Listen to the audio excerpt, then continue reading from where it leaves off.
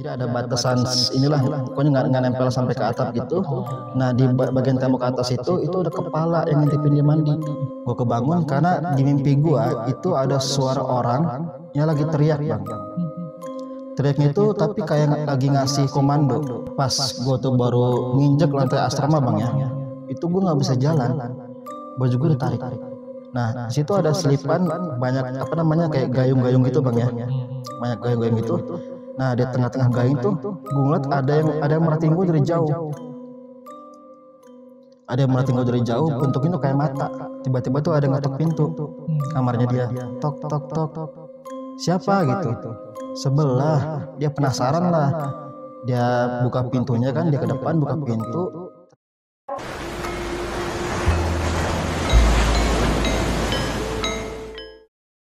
Assalamualaikum warahmatullahi wabarakatuh. Kembali lagi di channel Lautan Mistis seperti biasa bersama gue Rizko. Nah, kali ini kita kedatangan satu narasumber yang pernah bercerita di sini. Beliau kali ini mau cerita tentang pengalamannya selama 6 tahun di pesantren. Jadi gimana keseruan ceritanya, kita sapa dulu. Samping gue udah ada Bang Fadil. Halo Bang Fadil. Halo Bang Rizko. Gimana? Ini kedua kali ya Bang? Kedua kali. Oke, nah ini mau cerita tentang pengalaman di pesantren. 6 tahun Bang? 6 tahun. Oh, boleh ceritain sedikit ya Bang, di sana tuh apa yang dialami? Ya intinya sih dulu tuh saya tuh nggak percaya Bang, di pesantren tuh ada setan. Karena kan tempat yang ibaratnya sangat islami gitu kan, kok bisa ada setan gitu. Itu kan namanya pikiran anak kecil ya, jadi pikirannya belum terlalu kebuka lah istilahnya. Sampai akhirnya saya tuh intinya dibayar kontan sama penunggu atau makhluk yang ada di sana lah gitu. Oke, langsung dibalas ya apa yang dipikirin. Oke. Nah, tandu ceritanya nih Bang. Nah, sebelum masuk ke cerita, gue mau ngingetin ke kalian, bagi kalian yang belum subscribe channel Lautan Mistis, bantu kita dengan cara subscribe, like, komen, dan share video ini. Dan juga bagi kalian yang mau jadi narasumber di Lautan Mistis, cara gampang banget, mampir langsung di Instagram kita di lautan.mistis. Nanti ada tim kita yang hubungin kalian. Jadi nggak usah lama-lama lagi nih, langsung kita simak cerita dari Bang Fadil.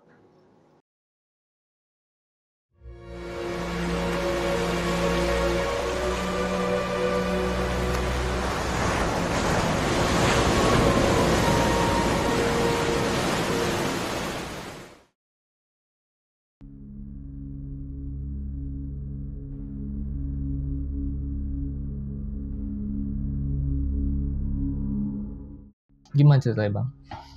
Iya, jadi pas tahun 2008 itu saya kan lulus SD Bang ya. Nah kebetulan saya jelasin dulu, saya itu kembar. Oke. Saya kembar.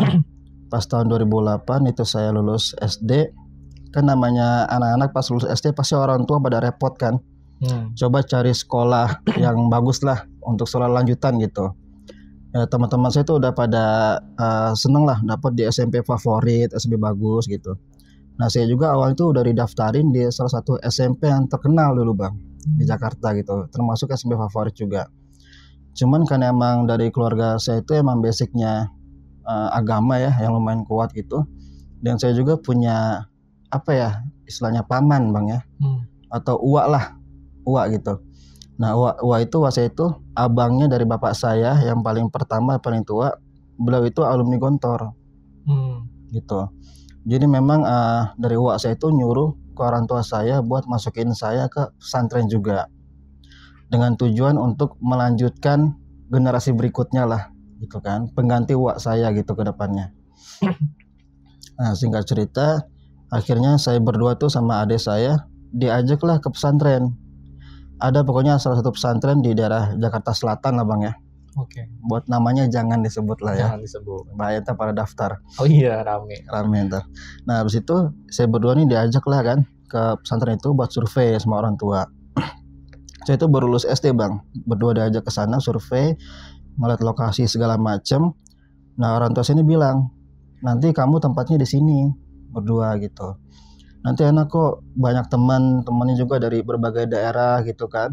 Tuh lapangan bolanya gede. Pokoknya didoktrin namanya anak kecil Bang ya, dikasih tahu yang enak-enak gitu. Iya. Ya, nama kita masih suka main bola zaman itu kan tuh kecil. Akhirnya saya berdua tuh akhirnya mulai suka ya kan. Tuh udah mulai nggak kepikiran tuh, maksudnya ntar ke depannya gimana atau gimana tuh nggak kepikiran.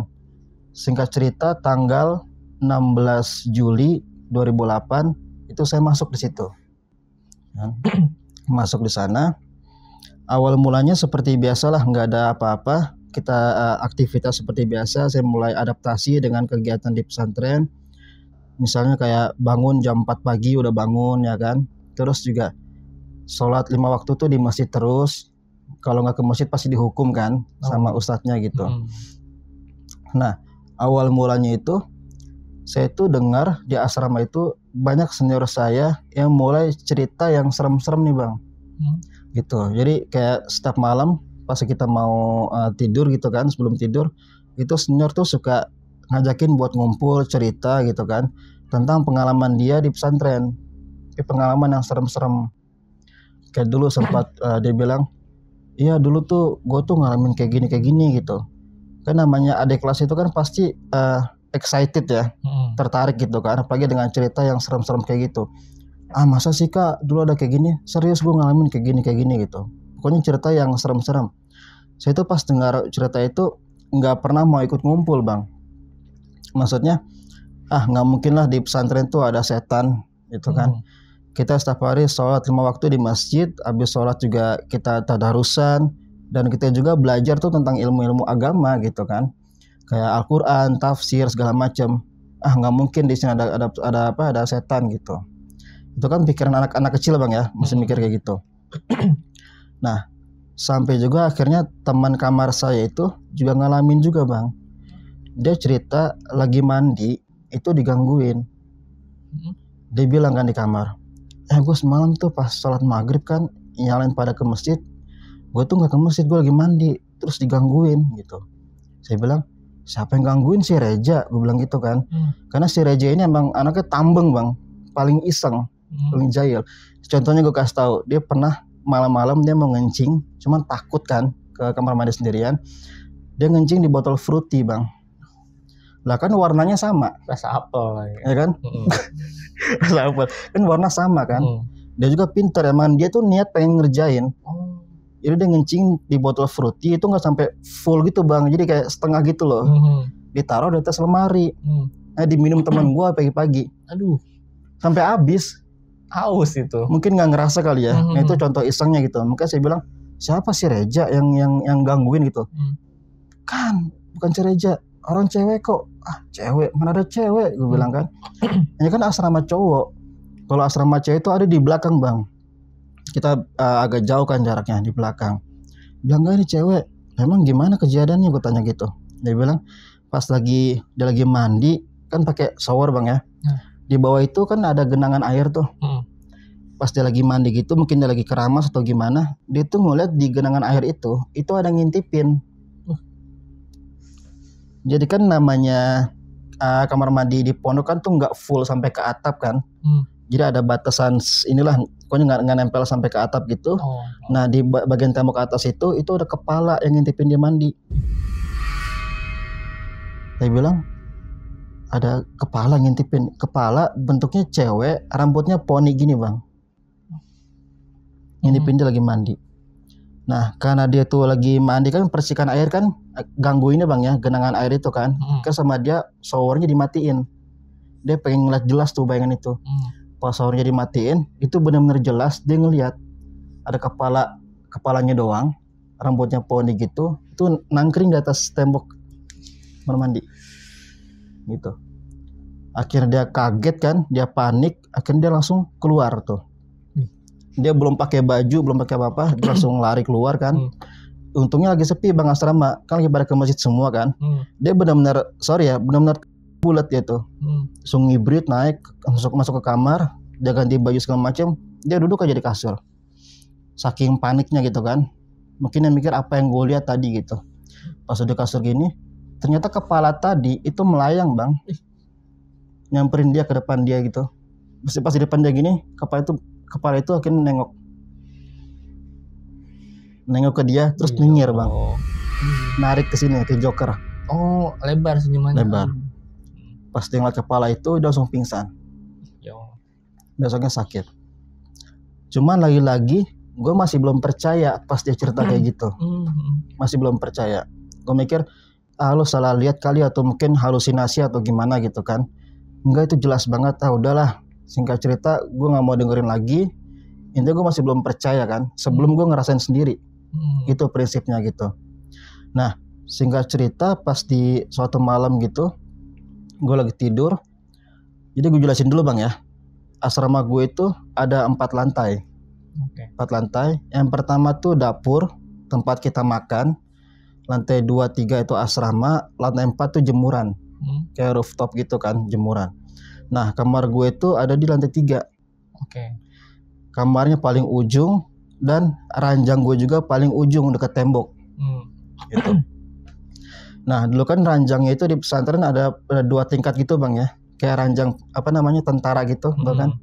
Nah, kasur gue itu ada di atas, nempel sama tembok. Nah, di atas tembok ini ventilasi bang. Jadi kalau gue ngeliat ke ventilasi gitu, tembusnya lapangan bola. Itu. Nah, gue lagi tidur kan malam-malam di situ. Sekitar jam 1, jam setengah 2 itu gue kebangun. Gue kebangun karena di mimpi gue itu ada suara orang yang lagi teriak bang. Teriaknya itu tapi kayak lagi ngasih komando. Siap gerak. Kayak gitu. Akhirnya pas gue bangun mendusin kan, memikir, tadi gue mimpi apaan ya gitu. Kok kayak ada orang teriak-teriak di bini gue kan, di mimpi gue. Cuman ternyata itu gue nggak mimpi.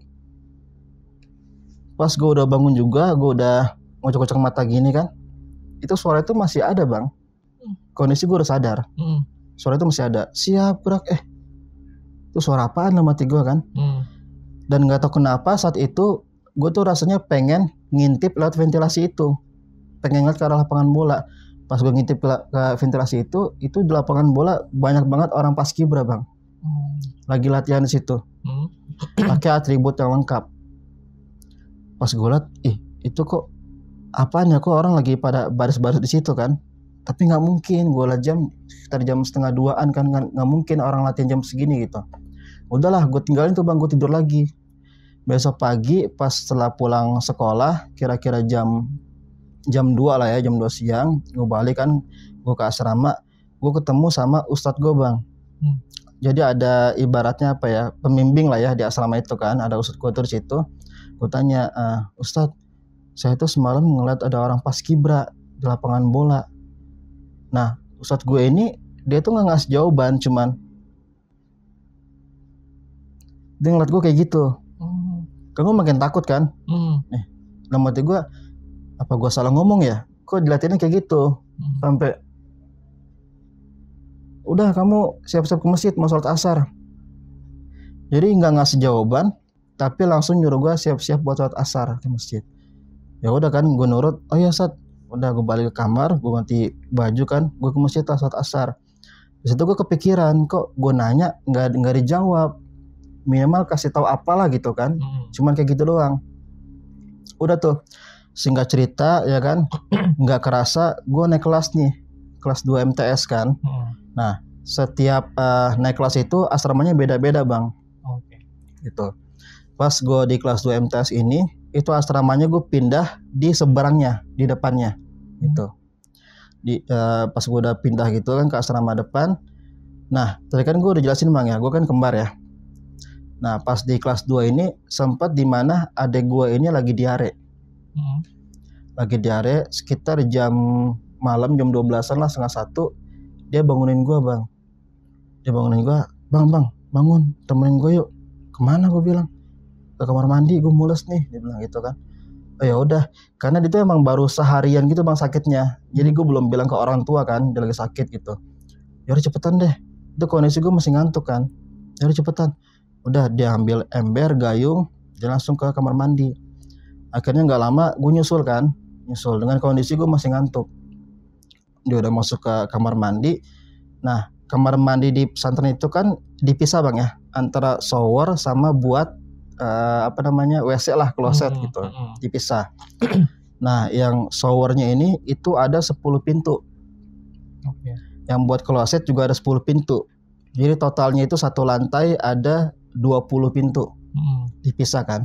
Jadi yang pertama ini shower paling ujung 10 pintu. Nah, di sini buat kloset kan 10 pintu, di tengah-tengah tuh tangga, Bang. Tangga buat kita ke lantai 3. Gitu. Udah kan? Nah, adik gue ini udah masuk nih ceritanya nih. Udah masuk ke kloset yang paling pertama, yang paling pinggir, yang paling depan. Dia udah masuk, udahlah gue tungguin kan di depan di depan pintunya dia itu. Gue senteran nih bang di kloset depannya tuh. Gue senteran di pintu gitu kan sambil tidur ayam lah, sambil merem-merem gitu. Pas dia baru masuk, itu kok gue dengar suara air. Suara orang lagi ngebuka keran gitu kan. Terus gue bangun, gue ketok lah pintu adik gue tuh, gue ketok. Dek, lo udah buka keran? Belum, kan gue baru buka celana, dia bilang gitu. Gue baru masuk. Tapi kok di kuping gue nih udah banyak suara air bang, suara keran.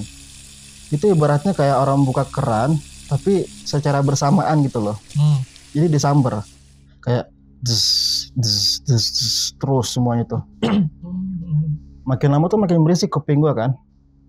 Pas gue dengerin, ini suara apaan gitu. Perasaan gak ada orang di sini. Sampai akhirnya gue bener-bener denger banget itu orang kayak lagi ngebilas bang. Suara gayung, ngebilas, plak, plak, makin berisik kan. Gue ketok lah pintu adik gue. Jadi cepetan gue ngantuk nih, gue bilang gitu kan. Gue nggak cerita di situ kalau gue ngalamin hal itu gitu. Gue bilang iya bentar kata adik gue gitu. Nah karena gue penasaran, suara apaan ya gitu. Gue naik bang ke atas, ke lantai 3. Gue naik ke atas ke lantai 3. Dan sama lagi, begitu sampai di atas, gue disambut juga sama suara keran itu. Disambut lagi sama suara keran itu kan. Dan sama bang itu bunyinya. Kayak orang, dibuka itu gantian.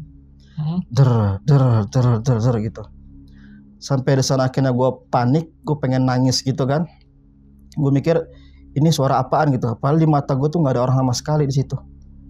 Benar-benar sepi, kosong. Gitu. Sampai akhirnya tuh semua pintu kamar mandi itu gue buka bang semuanya. Saking gue penasaran. Dari mulai shower gue buka semua nggak ada orang, sampai yang di kloset gue buka semua nggak ada orang. Akhirnya gue turun lagi ke lantai 2. Gue sama juga, gue ngebuka semua pintu kan, nggak ada orang di situ. Tapi suara itu benar-benar kenceng banget di kuping gue. Sampai gue tuh begini di kamar mandi. Saking pusingnya kan, dengar suara orang itu benar-benar kayak di jam-jam anak-anak pada mandi lah. Gitu, benar-benar berisik banget di situ. Karena gue udah gemeteran, akhirnya gue ketok pintu adek gue lagi, gue bilang, udah cepetan gue ngantuk, gue bilang gitu. Akhirnya lama, ini udah selesai. Dia udah selesai, dia buka pintu kan, dia langsung lari duluan ke kamar. Gue udah tinggal kan, Pas dia udah masuk ke kamar, akhirnya gue nyusul lah, gue balik ke kamar. Nah, ini gue jelasin dulu bang ya, dari asrama sampai ke kamar mandi itu lantainya beda.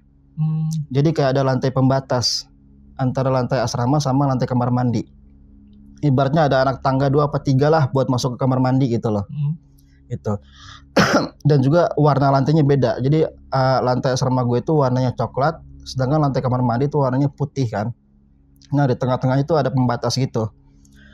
Pas gue pengen nyusul adik gue ke kamar, pas gue tuh baru nginjek lantai asrama bang ya, itu gue nggak bisa jalan.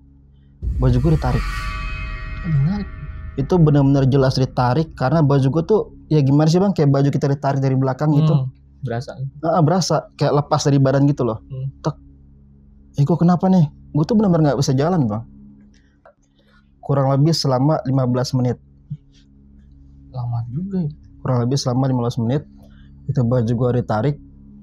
Nah gue tuh pas coba dari mulanya gue tuh coba jalan pelan-pelan bang ya, maju pelan-pelan itu nggak bisa. Sampai gue coba jalan di tempat itu nggak bisa, sampai gue sprint itu tuh nggak bisa juga bang. Selama 15 menit kan. Pokoknya semua doa udah gue baca, sampai doa makan pun gue baca, saking paniknya kan. Itu masih nggak dilepas juga. Akhirnya gue capek, situ gue udah ngos-ngosan, gue pasrah. Pas gue lagi pasrah gini, tiba-tiba muncul bayangan ibu gue bang. Muncul bayangan ibu gue gitu, set. Nah ibu gue itu senyum ke gue, kayak senyum seorang ibu sama anak lah ya gitu kan. Ini senyum gitu. Nah pas nggak tahu kenapa pas lagi senyum gitu, tangan gue tuh refleks bang. Tangan gue tuh refleks begini ke muka ibu gue itu kan. Pas gue refleks gini, tapi dalam hati gue ngomong, Bu tolongin ini ada yang ganggu gitu. Gue cerita kayak gitu. Nah pas gua tangan gue begini kan, pas gue ngomong gitu, Bu tolongin, itu muka ibu gue tadinya senyum gitu, langsung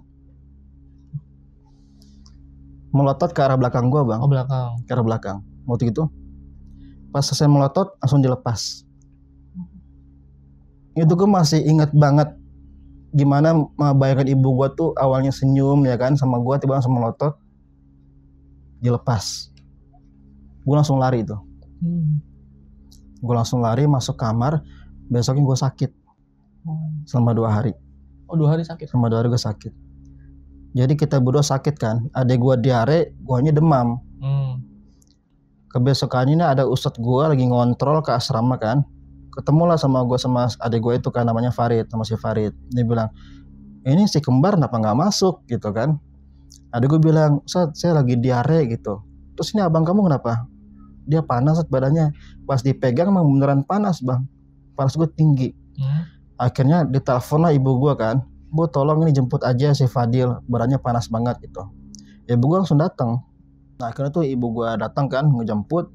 Ibu gue panik tuh ngeliat gue tuh. Pas dipegang wah panasnya tinggi gitu. Udah langsung dibawa balik kan. Nah akhirnya gue berdua balik kan ke rumah. Gue istirahat di rumah kurang lebih selama 2 minggu lah. Kurang lebih selama 2 minggu. Sampai benar-benar sembuh total kan. Nah ternyata kejadian di kamar mandi itu bang, itu kebawa sampai gue di rumah. Gue di rumah sendiri padahal itu nggak berani ke kamar mandi.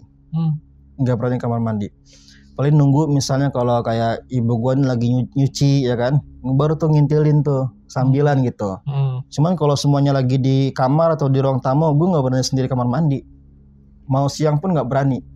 Karena di bayangan gue tuh masih jelas banget. Kayak kerekam ulang gitu loh. Gimana gue jalan pelan-pelan nemenin adik gue ke WC kan. Gue mulai senderan tuh kayak kerekam ulang semua gitu. Sampai gue udah tarik. Dan di situ gue dapet bayangan. Yang narik gue itu sosoknya gede tinggi. Bayangan ini aja gue gak tahu nih. Tiba-tiba gue pas di situ gue mikir. Muncul bayangan tuh gede tinggi kayak gundurwo lah gitu. Bulunya banyak gitu kan. Itu narik gue. Di bayangan gue gitu. Nah sampai gue tuh gak berani ke WC sendiri di rumah.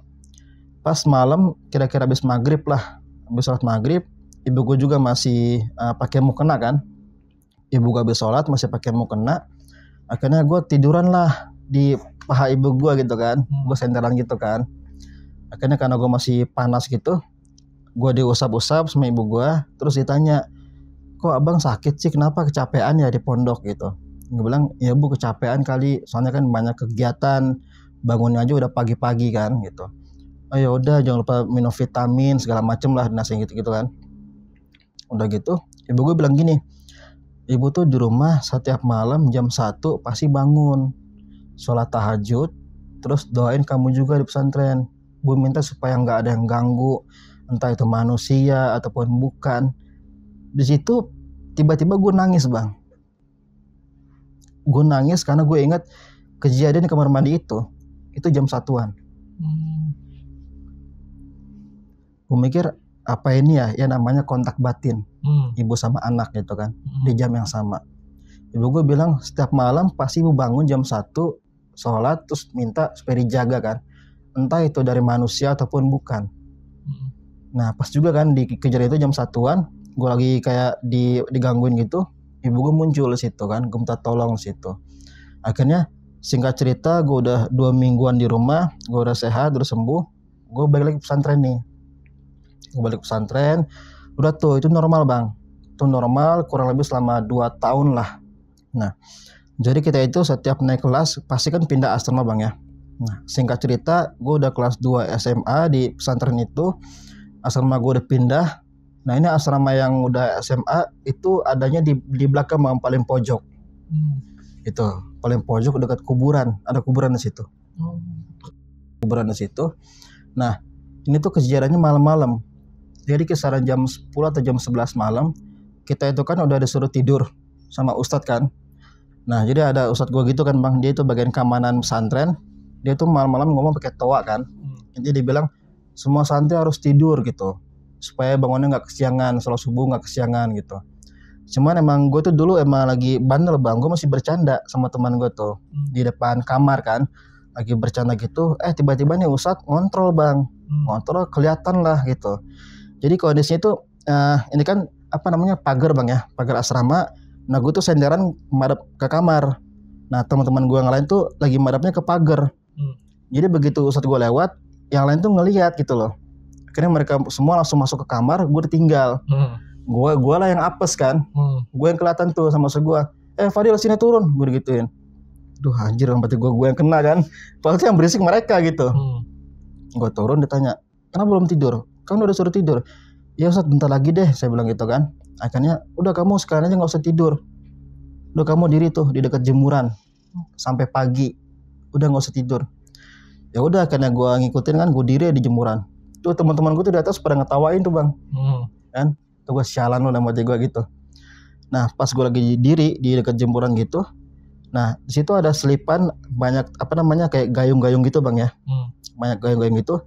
Nah di tengah-tengah gayung tuh gue ngeliat ada yang merhatiin gue dari jauh. Ada yang merhatiin gue dari jauh, bentuknya tuh kayak mata. Kayak mata. Pas gue perhatiin kan, itu kayak lagi ngeliatin gue gitu. Itu apaan dalam hati gue? Pas gue perhatiin jelas, ternyata itu adalah kepala di mana teman gue pernah lihat. Yang kepala buntung itu. Karena gue benar-benar inget banget, itu cuma kepala doang. Dan nangkring begitu, rambutnya poni segini. Begitu dia sadar, gue tuh udah tahu ngeliatin dia gitu kan, dia senyum. Gue langsung lari ke atas, gue nggak peduli kan sama hukuman itu, gue lari ke atas, gue tidur. Nah kurang lebih kayak gitu bang, ke cerita pengalaman gue. Selama di pesantren tuh, iya. 6 tahun. Oke. Berarti udah selesai ceritanya? Udah selesai. Oke. Selain Bang Fadil sendiri yang ngalamin, pasti juga banyak cerita banyak dari bang. temennya ya. Banyak. Salah satunya yang kepala itu malah. Kepala buntung itu banyak. Oke, siap. Untuk pesantren berarti masih ada ya di? Masih. Jakarta Selatan. Masih Jakarta Selatan. Pernah gak terakhir kali main sana ada ngalamin apa gitu? Enggak sih, kalau terakhir kali tuh udah lama banget bang ya. Itu kan nggak masuk juga ke dalam, cuma di depan doang. Jadi nggak terlalu gitu. Tapi untuk cerita horor tuh nggak cuma gue doang yang ngalamin. Bahkan santri putri juga pernah ngalamin di situ. Dan mungkin menurut gue itu lebih parah dibandingkan gue bang. Yang santri putri. Kalau dari urban legend-nya tuh sana apa bang? Nah kalau dari kepala itu?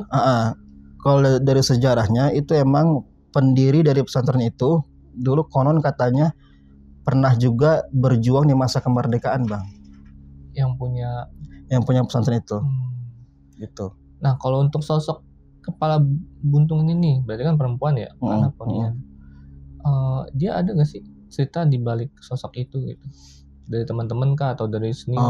Iya. Kalau itu nggak ada sih bang ya. Taunya cuma ngeliat sosok kepala buntung aja. Sampai sekarang gue juga nggak tahu apa ada hubungannya, karena cuma kepala doang kan. Itu gue nggak tahu gimana sejarahnya tuh. Gitu. Cuman kalau yang pertama tentang cerita yang Paskibra itu, hantu Paskibra, iya. Itu ternyata itu emang udah turun temurun bang. Turun temurun. Nah ustadz gue itu yang gue bilang, gue nanya ke dia kan, cuman dia tuh nggak ngejawab, cuman bereaksi kayak gitu. Itu alumni situ juga. Gitu. Makanya begitu gue tanya, dia tuh nggak ngejawab, cuman kayak kaget. Ngeliat gue kayak gitu. Mungkin yang gue tangkap, kok nih anak juga ngelihat. Gitu. Jadi mungkin ya itu emang udah jadi rahasia umum. Berarti Paskibra ini bukan orang ya? Bukan orang. Karena jam 1:30. Jam 1:30. Dan juga waktu itu kan nggak ada momen apa-apa. Nah tadi kan itu kan ada cerita di tempat santri putri nih bang. Boleh nggak itu ceritanya itu tentang apa aja bang kalau di santri putri? Iya, jadi gini bang, kalau di santri putri itu dia tuh lagi beres-beres kamar, ya kan? Itu pintunya ditutup kan, tapi nggak dikunci, cuma ditutup doang. Tiba-tiba tuh ada ngetok pintu kamarnya dia. Tok tok tok. Siapa gitu? Sebelah. Masuk aja gitu kan. Mungkin dia lagi sibuk nih, entah beresin kasur atau beresin lemari kan. Udah. Itu nggak ngejawab nih yang di luar. Diketok lagi. Tok tok tok. Siapa? Sebelah. Ya udah masuk aja. Dia sambil ngerapin kasur kan, apa lemari gitu. Pokoknya lagi sibuk udah gitu. Nggak ngejawab juga bang yang di luar. Diketok lagi. Dan iramanya itu makin pelan. Tok tok tok. Siapa sih? Sebelah. Masuk aja, nggak dikunci. Kata si cewek ini kan. Kok nggak dijawab kan sama yang di luar itu. Dia penasaran lah. Dia buka pintunya kan, dia ke depan buka pintu. Ternyata cewek sebelah doang. Setengah badan. Makanya itu bener kan dibilang sebelah. Itu maksudnya sebelah badan doang. Pasti buka dia kaget pingsan langsung. Iya pasti. Sebelah badan. Aduh. Sebelah badan itu bang. Betul. Berarti lebih ke banyak kayak ini ya, apa sosok yang memang nggak sempurna ya wujudnya gitu. Ada kepala buntung, ada yang setengah badan doang gitu. Dan pasti banyak cerita lagi ya dari senior mungkin banyak, ya. Nah, sebagai alumni dari tempat pesantren itu pernah nggak bang dapat cerita yang sekarang tuh masih ada cerita baru gitu? Oh, yang anak sekarang gitu. Kalau anak sekarang mungkin ada bang ya, cuman karena emang gue kan udah ada di luar nih, maksudnya nggak tahu lagi nih gimana di dalam itu gitu. Mungkin masih ada sih. Harusnya masih ada. Karena kan gue juga yang udah di tahun 2008 masuk di situ, itu kan seserem itu ya pengalamannya. Gimana pas yang di zaman-zaman dulunya nih, di era 90-an, 80-an pasti kan lebih gila lagi. Iya. Gitu. Oke.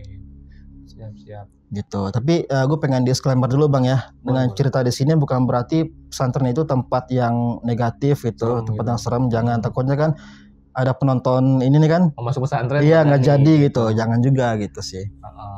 Ya nikmatin aja waktu di pesantren ya bang. Ilmunya diambil. Terus ya kalau memang ada yang serem-serem ya tes mental lah anggapnya gitu. Karena gue juga pernah dapat cerita kalau di pesantren itu memang nggak tahu ya di semua pesantren atau di satu itu doang. Dia memang sengaja ditaruh untuk setan itu bang, buat tes mental si santri-santri situ. Oh gitu. Itu. Cuman nggak tahu ya semuanya atau memang si satu pesantren itu doang yang kata yang gue denger ini gitu. Oke. Semoga cuma itu doang kali ya. Semoga bang ya. Oke deh. Nah itu tadi cerita dari Bang Fadil. Terima kasih nih Bang Fadil udah mampir lagi di Lautan Mistis. Jadi sebelum closing gue mau ngingetin ke kalian, bagi kalian belum subscribe channel Lautan Mistis, bantu kita dengan cara subscribe, like, komen, dan share video ini. Dan juga bagi kalian yang mau jadi narasumber di Lautan Mistis, cara gampang banget. Mampir langsung di Instagram kita di lautan.mistis, nanti ada tim kita yang hubungin kalian. Jadi akhir kata gue Rizko dan Bang Fadil pamit undur diri. Wassalamualaikum warahmatullahi wabarakatuh.